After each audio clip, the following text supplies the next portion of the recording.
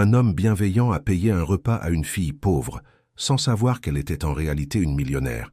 Quelques jours plus tard, l'amour les a retrouvés. Avant de commencer, n'hésitez pas à commenter d'où vous regardez. Et n'oubliez pas de vous abonner à la chaîne et d'activer la cloche pour encore plus d'histoires comme celle-ci. La pluie tambourinait sans relâche sur l'asphalte, tandis que Marko Kovačić marchait d'un pas pressé vers un petit restaurant au coin de la rue. Sa chemise collait à sa peau, et ses chaussures étaient complètement trempées. Pourtant, après un service de 12 heures au garage, il désirait simplement un repas chaud avant de retourner à son modeste appartement. En entrant dans le restaurant chez Ante, la cloche au-dessus de la porte a retenti, se mêlant au bruit des gouttes de pluie qui tombaient de sa veste en cuir. La chaleur de la pièce l'a immédiatement enveloppé, et l'odeur de la nourriture fraîchement préparée lui a rappelé à quel point il avait faim. Ses doigts étaient encore noirs de l'huile, malgré un lavage minutieux. C'était ça, être mécanicien, pensa-t-il, en s'essuyant les cheveux mouillés. « Bonsoir, Marko. »« Encore ton plat habituel ?» demanda Anna, la serveuse qui le connaissait bien en tant que client régulier. « Oui, s'il te plaît. Et un café. »« Fort, » répondit-il avec un sourire fatigué, s'asseyant à sa table habituelle dans le coin. À ce moment-là, la cloche au-dessus de la porte a de nouveau retenti. Marko leva les yeux et vit une femme entrer, élégante, mais tout aussi mouillée que lui. Quelque chose dans sa posture attira son attention. Elle avait l'air de quelqu'un qui n'appartenait pas à ce coin de la ville, mais sans cette arrogance que les riches portent souvent. Katarina Jurić essayait de remettre en ordre ses cheveux mouillés en enlevant son manteau. Ce N n'était pas son choix habituel de restaurant. En fait, elle n'y était jamais allée auparavant. Mais sa voiture était tombée en panne à seulement 2 blocs d'ici, et son chauffeur ne serait pas là avant au moins 1 heure. Son téléphone était à plat, et la faim et le froid l'avaient poussée à entrer dans le premier restaurant qu'elle avait trouvé. « Puis-je avoir le menu, s'il vous plaît ?» demanda-t-elle à la serveuse, qui la regardait avec un léger soupçon. Marko remarqua la femme fouiller nerveusement dans son sac à main. Quelque chose dans son regard, un mélange de frustration et d'humiliation, le toucha plus profondément qu'il ne s'y attendait. Il reconnut ce regard. C'était le même que celui de sa mère, lorsqu'elle devait dire qu'il ne pouvait pas payer la facture d'électricité ce mois-ci. Alors qu'il mangeait son dîner, il l'observait discrètement, voyant comment elle commandait un plat, puis examinait de plus en plus nerveusement son sac. Au bout de quelques minutes, il devint clair que quelque chose n'allait pas. « Excusez-moi », l'entendit-elle dire à la serveuse. « Il semble que j'ai oublié mon portefeuille dans ma voiture. Pouvez-vous me donner quelques minutes pour… » Anna soupira, déjà habituée à de telles excuses. « Madame, vous ne pouvez pas manger et ensuite dire que vous n'avez pas d'argent. » Marko sentit son cœur s'accélérer. Avant qu'il ne puisse réfléchir, il se leva et se dirigea vers leur table. « Je vais payer, » dit-il simplement, sortant son portefeuille de sa poche. Il n'avait pas beaucoup d'argent, mais suffisamment. Katarina leva les yeux, ses yeux élargissant de surprise. « Non, s'il vous plaît, vous n'avez pas besoin de faire ça. Je vais juste… » « Pas de problème, » l'interrompit Marko avec un sourire chaleureux. « La pluie, la voiture en panne, nous avons tous des jours difficiles. » Quelque chose dans la façon dont il avait dit cela, sans pitié, sans attente de gratitude, la laissa sans voix. En tant que directrice générale d'une grande entreprise, elle avait l'habitude des gens qui voulaient quelque chose d'elle. Mais cet homme, avec des mains calleuses de travail et des taches d'huile sous les ongles, offrait son aide sans aucune attente. « Merci, » dit-elle doucement, sentant une étrange boule dans la gorge. « Je reviendrai demain pour vous rembourser. » Marko haussa les épaules. « Ce n'est pas nécessaire. » Considérez cela comme un petit maillon dans la chaîne des bonnes actions. Lorsque Marko paya les 2 factures et se préparait à partir, Anna lui apporta un serviette en papier plié. « Elle a laissé ça pour toi, » murmura-t-elle avec un sourcil levé. En ouvrant la serviette, Marko trouva un numéro de téléphone et un simple message. « La bonté revient toujours. » K. En sortant sous la pluie, qui était devenue une légère bruine, Marko ne pouvait pas savoir qu'il venait de déclencher une série d'événements qui changeraient sa vie à jamais. Il ne pouvait pas savoir que la femme à qui il venait d'aider était en réalité l'une des personnes les plus riches de la ville. Et surtout, il ne pouvait pas savoir que ce petit acte de bonté avait ouvert la porte à quelque chose de bien plus grand qu'une simple rencontre entre 2 inconnus lors d'une soirée pluvieuse. Marko fixait le numéro de téléphone écrit sur la serviette pour la 3e fois ce matin-là. 2 jours s'étaient écoulés depuis la soirée pluvieuse au restaurant et il n'avait toujours pas trouvé le courage d'appeler la femme mystérieuse. Ses doigts flottaient au-dessus des touches de son téléphone, mais il renonçait toujours au dernier moment. « Tu penses toujours à cette femme ?» Tomislav, le meilleur ami de Marco et collègue mécanicien, se pencha par-dessus son épaule. « Appelle-la déjà, mec. Qu'as-tu à perdre ?» Marco soupira, se frottant le front d'un geste fatigué. « Je ne sais pas, Tom. Peut-être qu'elle était juste polie. De plus, l'as-tu vue? Elle est différente de nous. Elle vit probablement dans cette partie de la ville où nous ne faisons que réparer des voitures, mais jamais nous ne nous garons. » Tomislav roula des yeux. « Depuis quand te préoccupe le statut social? Toi qui dis toujours que les gens ne sont que des gens, peu importe s'ils portent un costume ou une combinaison de travail. » L'atelier était calme ce matin-là, et l'odeur de l'huile et du métal remplissait l'air. À travers la fenêtre, Marco pouvait voir les nuages se rassembler à nouveau, menaçant encore une fois de pleuvoir, comme cette soirée-là. « Bon, appelle-la ou je le ferai à ta place », menaça Tomislav, tendant la main vers la serviette. « Non !» Marco la repoussa rapidement, puis se mit à sourire de sa propre réaction. « D'accord, je vais l'appeler. Mais si je me retrouve comme un idiot, tu paies la bière la semaine prochaine. » Il composa le numéro, le cœur battant alors qu'il écoutait la sonnerie. Après la troisième sonnerie, il entendit sa voix. « Allô? Salut. Ici, Marco, celui du restaurant. Qui a payé votre note ?» Le silence de l'autre côté de la ligne lui fit penser qu'il avait fait une terrible erreur. Puis, « Marco, ravi de t'entendre. C'est ce que vous avez appelé. Je me demandais si vous viendriez. » Sa voix sonnait sincèrement joyeuse, ce qui l'a surpris. « En fait, je voulais vous demander, pourriez-vous revenir au restaurant ce soir? J'aimerais vous rendre votre argent et peut-être vous remercier correctement. » Marco regarda Tomislav qui gesticulait pour qu'il accepte. « Oui, bien sûr. À la même heure que l'autre jour? Parfait. À ce soir. » Lorsqu'il eut terminé l'appel, Tomislav lui donna une tape amicale dans le dos. Tu vois, ce n'était pas si difficile. Mais tout au long de la journée, Marco ne pouvait s'empêcher de se demander ce qui l'attendait ce soir-là. Ce haine n'était pas une question d'argent. Il n'avait jamais espéré récupérer ces quelques kunas. Mais quelque chose dans sa voix, dans la façon dont elle avait dit vous remercier correctement, avait éveillé sa curiosité, et peut-être quelque chose de plus. Quand il arriva au restaurant ce soir-là, il fut surpris de la voir déjà assise à une table, élégante mais pas trop formelle. Katarina leva les yeux et sourit en le voyant, un sourire qui semblait illuminer toute la pièce. « Vous êtes arrivé, » dit-elle, se levant pour le saluer. « Oui, » répondit-il bêtement, soudain conscient de sa vieille veste et de ses chaussures de travail à côté de ses vêtements visiblement coûteux. « Veuillez vous asseoir.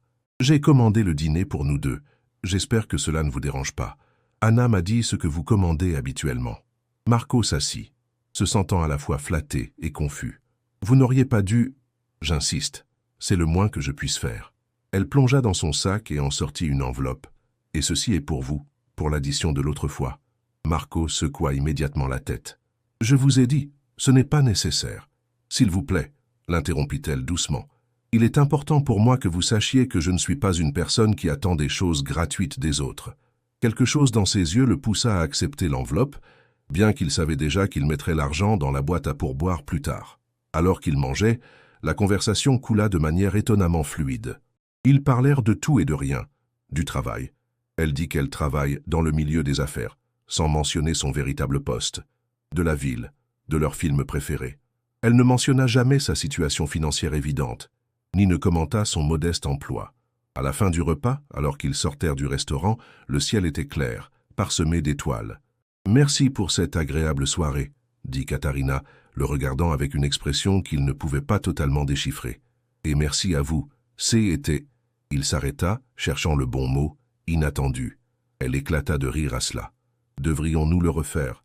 Peut-être après-demain. » Marco sentit son cœur faire un bond. « Oui, j'aimerais beaucoup. » En la regardant éloignée, Marco ne pouvait s'empêcher de se demander ce qui venait de se passer. Était-ce le début d'une amitié? De quelque chose de plus? Et pourquoi quelqu'un comme elle voudrait passer du temps avec quelqu'un comme lui?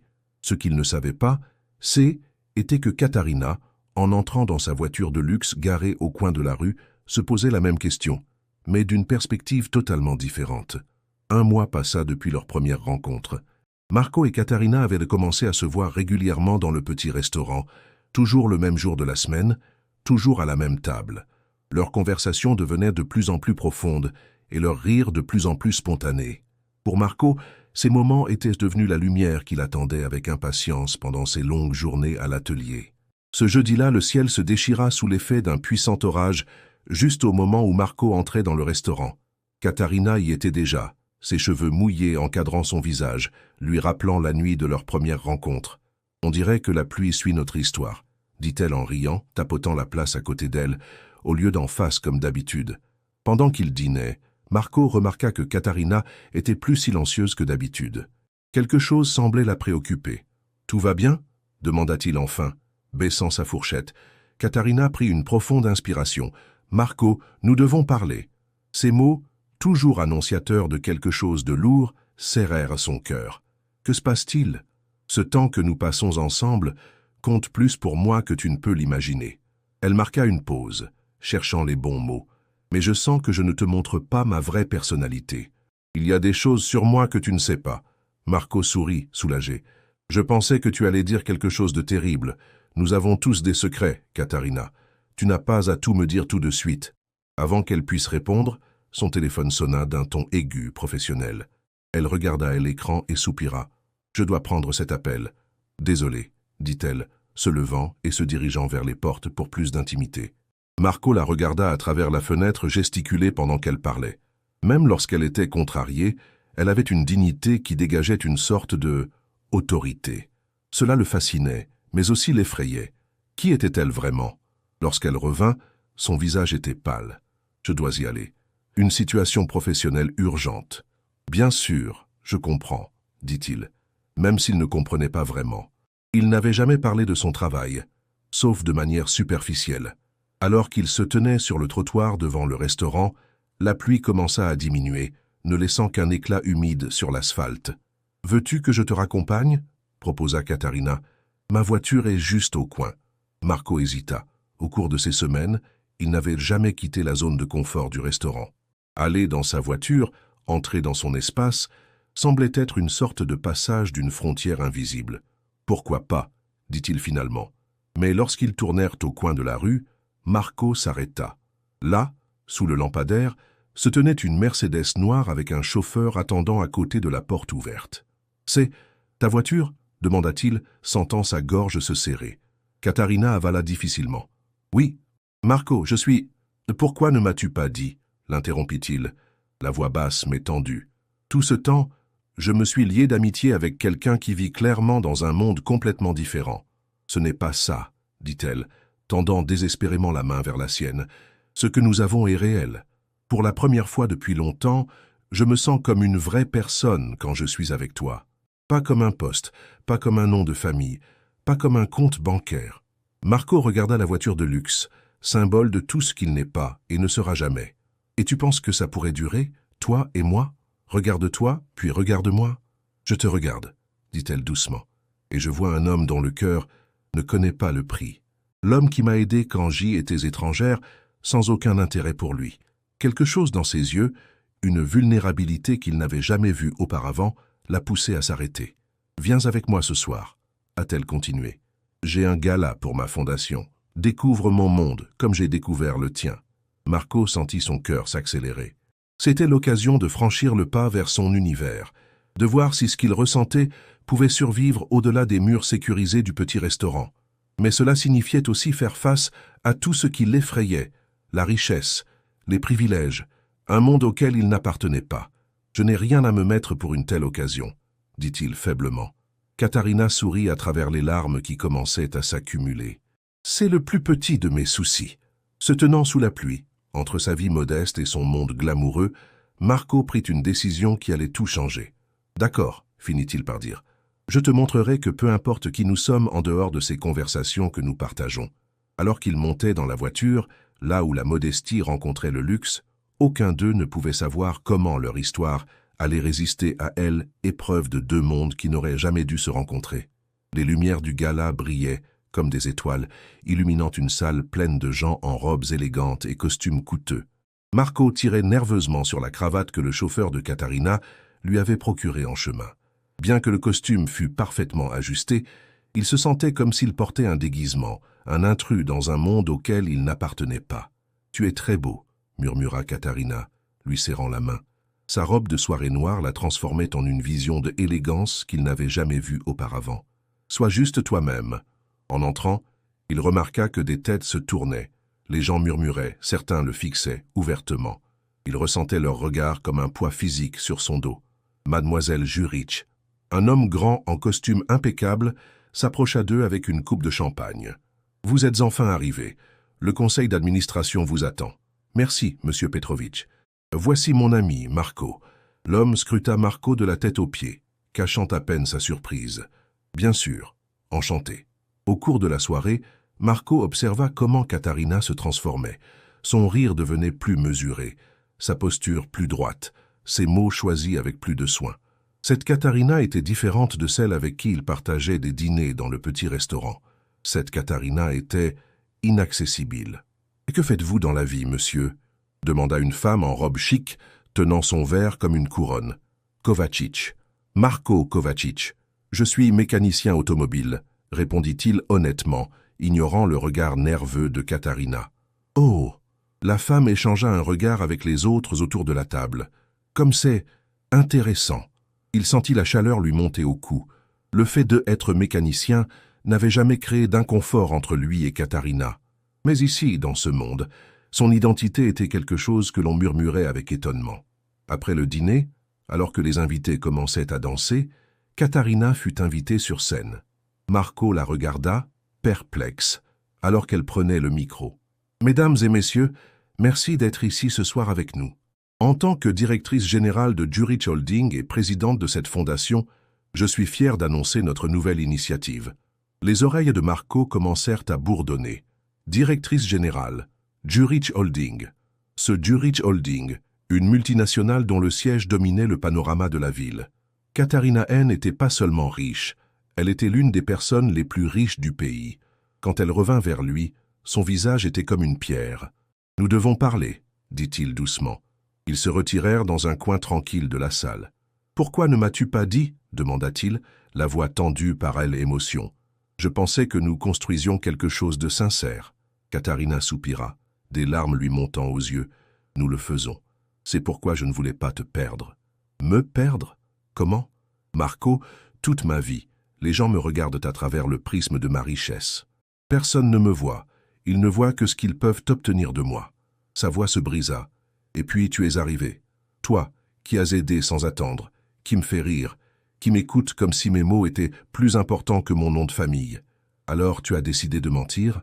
Je n'ai pas menti. J'ai juste omis une partie de la vérité. Je voulais que tu me connaisses, la vraie moi, avant que tu ne laisses mon argent t'aveugler. » Marco secoua la tête, blessé et confus. « Tu penses que je suis si superficiel, que ta richesse pourrait changer ma façon de te voir ? Ce n'est pas de toi qu'il s'agit, » dit-elle, les larmes coulant maintenant librement. « Il s'agit de l'expérience. Chaque fois que j'ai ouvert mon cœur à quelqu'un, à la fin, il ne voulait que ce que je pouvais leur donner matériellement. » Marco regarda la personne devant lui, blessé, effrayé malgré sa richesse et son pouvoir. Mais la blessure était trop profonde. « Tu aurais dû me faire confiance, » dit-il doucement. « Si tu ne pouvais pas croire que je t'aimerais malgré ta richesse, comment puis-je croire que tu m'aimes malgré ma pauvreté ? Marco, je t'en prie. » Mais il était déjà dirigé vers la sortie, la laissant seule au milieu de la salle scintillante. Alors qu'il sortait dans la nuit froide, les mots résonnaient dans sa tête. Jurich Holding, directrice générale, milliardaire. L'homme qui avait offert son aide sans attendre se sentait maintenant trahi. Ce n'était pas sa richesse qui l'avait blessé, mais son manque de confiance, et peut-être, au fond de lui, la peur qu'elle avait raison, que leur monde ne pourrait jamais vraiment devenir un. Cette nuit-là, deux cœurs qui avaient trouvé refuge l'un dans l'autre étaient maintenant séparés par un mur plus lourd que celui entre richesse et pauvreté, le mur de la confiance brisée. 2 semaines. 2 semaines sans ses messages, sans son sourire, sans leur conversation dans le petit restaurant. Marco fixait l'écran vide de son téléphone, ses doigts flottant au-dessus des touches, comme s'il pouvait trouver les mots qu'il n'arrivait pas à formuler. Tomislav déposa une tasse de café sur le bureau à côté de lui. L'atelier était silencieux, seul le bruit des outils en arrière-plan. « Appelle-la, » dit-il simplement. Marco secoua la tête. « Je ne peux pas. Elle m'a menti, Tom. Vraiment? Ou elle ne t'a simplement pas tout dit d'un coup? Tomislav soupira. Écoute, je ne fais pas semblant de comprendre ce que c'est que d'être avec quelqu'un qui a plus d'argent que nous n'en verrons jamais dans toute notre vie. Mais je t'ai vu ces dernières semaines. Je ne t'ai jamais vu. Taco. J'y vogue. Marco voulait répondre quand la cloche de l'atelier a retenti. Tous deux se sont retournés et ont vu Anna, la serveuse du restaurant, entrer, essoufflée comme si elle avait couru. « Marco, tu dois venir » a-t-elle dit sans saluer. « Elle est là. Cela fait 3 jours qu'elle est assise à ta table. Elle ne mange pas. Elle attend juste. » Son cœur a raté un battement. « Katharina est au restaurant ?»« Oui, et elle a l'air horrible, si je peux me permettre. » Anna a croisé les bras. « Quoi qu'il se soit passé entre vous deux, je pense qu'il est temps de parler comme des adultes. » Tomislav a poussé Marco vers la porte. « Vas-y, je vais dire au chef que tu as eu une urgence. » En marchant vers le restaurant, Marco a senti son cœur battre de plus en plus vite. Que va-t-il dire? Qu'attend-elle? Est-elle trop fière pour admettre qu'elle lui manque, malgré tout? Quand il est entré dans le restaurant, il l'a immédiatement aperçue. Elle était assise, le dos tourné vers la porte, mais il la reconnaîtrait n'importe où. Ses cheveux étaient regroupés en un chignon négligé, ses épaules voûtées, si différentes de la directrice exécutive qu'il avait vue lors du gala. Il s'est approché lentement de la table. Katharina. Elle s'est tournée, les yeux grands d'étonnement. Et il l'a remarquée avec douleur, rouge de larmes. « Marco, a-t-elle chuchoté, tu es venu. Anna dit que tu es ici depuis des jours. » Oui, elle ne détournait pas le regard. « Je t'attendais. » Il s'est assis en face d'elle, un silence lourd entre eux. Enfin, elle a sorti une enveloppe de son sac et l'a posée sur la table. « Qu'est-ce que c'est » a-t-il demandé. « Une révélation » a-t-elle répondu doucement. « Tout ce que je n'ai pas pu dire à voix haute. » Marco a ouvert l'enveloppe à contre-cœur. À l'intérieur se trouvait une lettre manuscrite. « Lis » a-t-elle demandé. « S'il te plaît. » Alors qu'il lisait, ces mots lui ouvraient une fenêtre sur une vie qu'il n'aurait jamais pu imaginer. Elle écrivait sur une enfance remplie de biens matériels mais pauvre en amour, sur des parents trop occupés à construire un empire pour remarquer leur fille, sur de jeunes hommes qui la voyaient comme un trophée ou un distributeur automatique, sur la solitude au sommet de l'échelle corporative, où chaque sourire pouvait être un calcul, chaque compliment motivé par l'ambition. Et elle écrivait sur lui, sur le mécanicien dont les mains, bien que rugueuses du travail, offraient de l'aide sans attendre quoi que ce soit en retour. Sur un homme qui l'a fait rire quand elle a oublié ce que était que être juste une personne, et non une directrice. Quand il a fini de lire, il a levé les yeux et a vu des larmes dans les siens. « C'est la vérité que je n'ai pas pu prononcer », a-t-elle dit d'une voix tremblante. « J'avais peur, Marco. J'avais peur de te perdre si tu savais qui j'y étais vraiment. Et puis je t'ai quand même perdu. » Marco a ressenti ses propres émotions monter dans sa gorge. « Je pensais que tu me faisais confiance. »« Je te fais confiance plus qu'à quiconque, » a-t-elle répondu, tendant la main vers la sienne à travers la table. « Mais je ne fais pas confiance à ce monde qui nous a appris que nous ne pouvons pas nous appartenir l'un à l'autre. » Ils se sont regardés à travers la table, le pont entre leurs mondes s'étant effondré, mais les fondations étant encore là. « Que veux-tu de moi, Katharina » a-t-il finalement demandé, sa voix rauque de émotion. « Je veux une autre chance, » a-t-elle dit simplement. Pas en tant que Katharina Djuric, directrice exécutive, pas en tant que femme riche, juste en tant que personne qui a trouvé quelque chose de réel dans un monde plein de choses fausses. Marco regardait sa main tendue, douce mais forte. À ce moment-là, il devait prendre une décision qui définirait non seulement leur avenir, mais aussi qui il était vraiment. Était-il l'homme assez courageux pour croire que l'amour pouvait surmonter des mondes, ou allait-il laisser l'orgueil et la peur déterminer son destin? Sa main s'est lentement levée de la table, flottant au-dessus de la sienne. Un silence s'est installé dans la pièce, comme si le monde entier attendait son prochain mouvement. Les doigts de Marco se sont lentement entrelacés avec ceux de Katharina. Dans ce contact, le pont entre leurs mondes a commencé à se reconstruire, brique par brique. « Il nous faudra du temps », a-t-il dit doucement. La confiance ne revient pas du jour au lendemain. Katharina a hoché la tête, des larmes de soulagement coulant le long de son visage. « J'ai tout le temps du monde pour toi. » Alors qu'ils quittèrent le restaurant ce soir-là, la pluie a recommencé à tomber, comme pour sceller le cercle qui avait commencé lors de leur première rencontre. Mais cette fois, ils marchaient ensemble sous le même parapluie, pas à pas vers quelque chose de nouveau. Les semaines ont passé. Ils ont lentement reconstruit leur relation, cette fois sur des bases plus solides. Katharina a invité Marco dans son grand appartement vide, lui montrant la vie derrière la façade de la richesse. Des dîners solitaires, des pièces froides pleines de choses, mais vides de vie.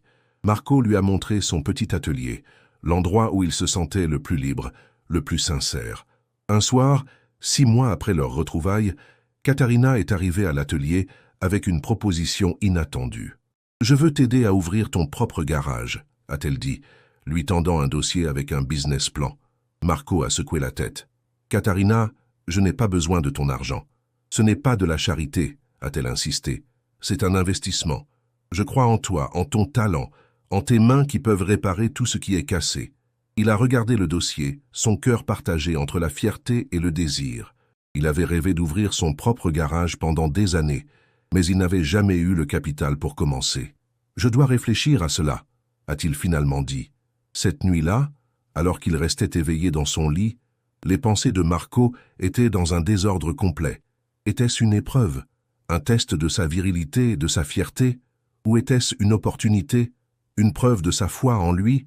Après une nuit sans sommeil, il a pris une décision.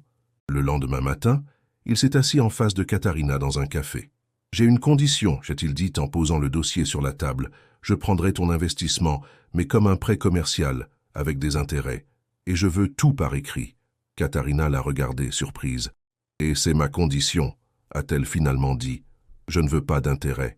Katharina, ce n'est pas parce que je t'aime, l'a-t-elle interrompu. C'est parce que je suis femme d'affaires. Un bon investisseur sait reconnaître la valeur.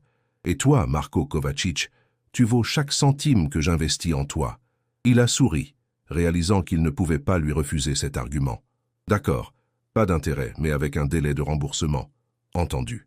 6 mois plus tard, Kovačić Autoservice a ouvert ses portes. Marco se tenait devant le nouveau bâtiment, le cœur débordant de fierté. À ses côtés, Katharina était... Il observait comment son investissement et son rêve devenaient de réalité. Mais ce N n'était pas la fin de leur histoire. Ce N n'était qu'un nouveau début. Le jour de l'inauguration, alors que les invités visitaient le nouvel atelier, Tomislav tira Marco à l'écart. « J'ai quelque chose pour toi », dit-il en lui tendant une petite boîte. « J'ai trouvé ça parmi les vieilles affaires de ton père dans le stockage. » Marco ouvrit la boîte et découvrit une vieille photo jaunie. Sur celle-ci, un jeune homme en uniforme de mécanicien se tenait à côté d'une voiture de luxe, un large sourire aux lèvres. À ses côtés se trouvait une femme élégante, et au dos de la photo était inscrit « Marco Stein et Eva Đurić, 1985 ». Son cœur s'arrêta. « Eva Đurić »« Je sais », sourit Tomislav. Ton père n'en a jamais parlé, mais il était le mécanicien personnel de la famille Đurić avant d'ouvrir son propre atelier. C'est là qu'il a rencontré ta mère. Avec la photo en main, Marco chercha Katharina parmi les invités. Lorsqu'il la trouva, il lui montra l'image, ses mains tremblant. « C'est impossible », murmura-t-elle en touchant la photo. « C'est ma tante Eva. Elle est morte avant ma naissance. On disait toujours qu'elle était le mouton noir de la famille parce qu'elle est tombée amoureuse d'un simple mécanicien. » Leurs regards se rencontrèrent dans un silence de compréhension. Ils n'étaient pas simplement 2 âmes qui s'étaient rencontrées par hasard cette nuit pluvieuse. Ils étaient la continuité d'une histoire qui avait commencé une génération auparavant, une histoire d'amour qui ne connaissait pas les frontières de la richesse ou du statut social. « Peut-être, » dit Marco, la voix chargée d'émotion, « peut-être que ce ne sont pas nous qui avons brisé les murs entre nos mondes. Peut-être qu'ils ont toujours été une illusion. Peut-être que le cœur reconnaît ce qui appartient à l'autre, peu importe tout le reste. » Alors qu'ils se tenaient là, tenant l'image qui reliait leur passé, Marco et Katharina comprirent enfin la vérité. L'amour ne connaît pas de prix, ne connaît pas de statut, ne connaît pas de frontières. L'amour est simplement inconditionnel, inébranlable et parfois prédestiné. Si cette histoire vous a touché, partagez-la avec ceux qui croient en la force du véritable amour. Abonnez-vous à notre chaîne pour plus d'histoires inspirantes qui franchissent des mondes et prouvent que le cœur trouve toujours son chemin. Laissez un commentaire sur le moment qui vous a le plus ému, car chaque histoire d'amour mérite d'être racontée.